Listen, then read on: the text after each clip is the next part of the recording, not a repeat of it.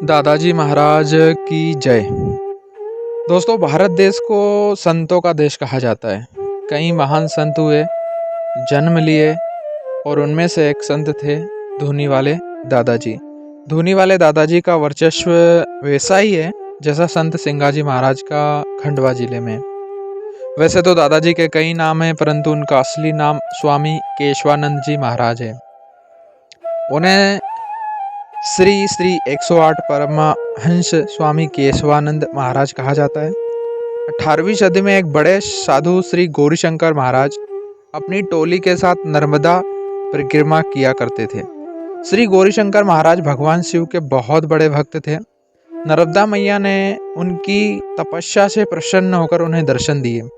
दर्शन पाकर श्री गौरीशंकर महाराज बड़े प्रसन्न हुए और उन्होंने नर्मदा मैया से श्री भोले शंकर के दर्शन की इच्छा व्यक्त की। तब नर्मदा मैया ने कहा कि आपकी ही टोली में केशव नाम के युवा प्रभु शंकर के ही अवतार हैं। यह बात सुनकर श्री गौरीशंकर जी तुरंत वापस दौड़े। उन्हें केशव में भोलेनाथ के दर्शन हुए। यहीं से दादाजी को पहचान मिली। धूनी वाले दादाजी पूरे भारत में घूमे, परंतु उन्होंने अपना डेरा खंडवा शहर को बनाया। दादाजी स्वयं अपने हाथ से धूनी प्रज्वलित करते थे और वहाँ ध्यान लगाते थे। जब से ही भक्त उन्हें दादाजी धूनी वाले के नाम से जानने लगे।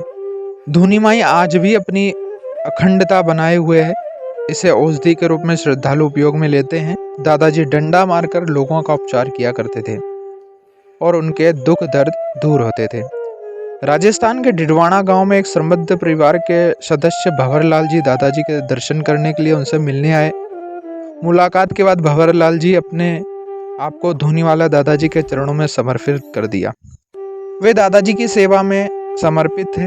दादाजी ने उन्हें अपने शिष्य के रूप में माना और उन्हें हरि सानंद रखा, उनका नाम, जिनको भक्त छोटे दादाजी के नाम से भी पुकारते हैं। सन 1930 में बड़े दादाजी महाराज ने खंडवा में समाधि ली और खंडवा की माटी को पावन कर दिया। बड़े दादाजी की समाधि के बाद छोटे दादाजी को उनका उत्तराधिकारी माना जाता था। सन 1942 में छोटे दादाजी ने भी देह त्याग दिया। छोटे दादाजी की समाधि बड़े दादाजी की समाधि के पास ही स्थापित की गई है। दादाजी मंदिर का गेट ऐसा प्रतीत होता है मानो कलश और त्रिशूल का संगम हो, जो बहुत खूबसूरत प्रतीत होता है, जैसे देखकर मन को प्रसन्नता प्राप्त होती है। दादाजी का मंदिर बड़ा आकर्षक बना हुआ है, जिसमें गुंबद पर भगवा ध्वज लहराता है।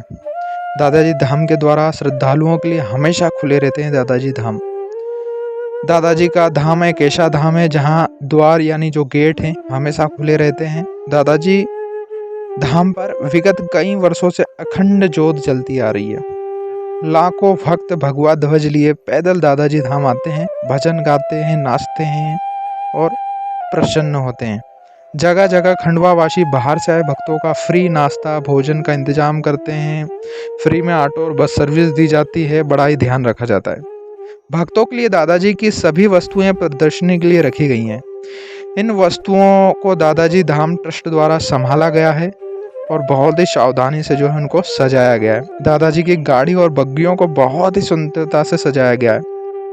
इससे बड़ी कल्पना की क्या बात हम कर सकते हैं। दादाजी धाम को 5वां धाम भी कहा जाता है। दादाजी की जीवनी के बारे में बताने में मुझे बहुत ही गर्व हो रहा है और ये एक मेरी छोटी सी कोशिश थी। अगर मुझसे कोई भूल हुई हो तो माफ़ कीजिएगा। इस पार्ट में हम दादाजी धूनी वाले के विषय में इतनी ही बातें करने वाले हैं। नेक्स्ट पार्ट में मौका मिला तो अगले एपिसोड में फिर से दादाजी की महिमा के बारे में और बहुत सारी बातें बताएंगे। जो भी हमारे दादाजी के भक्त हैं वो चैनल को सब्सक्राइब जरूर कर लें और वीडियो को ज़्यादा से ज़्यादा लोगों तक शेयर करें। जय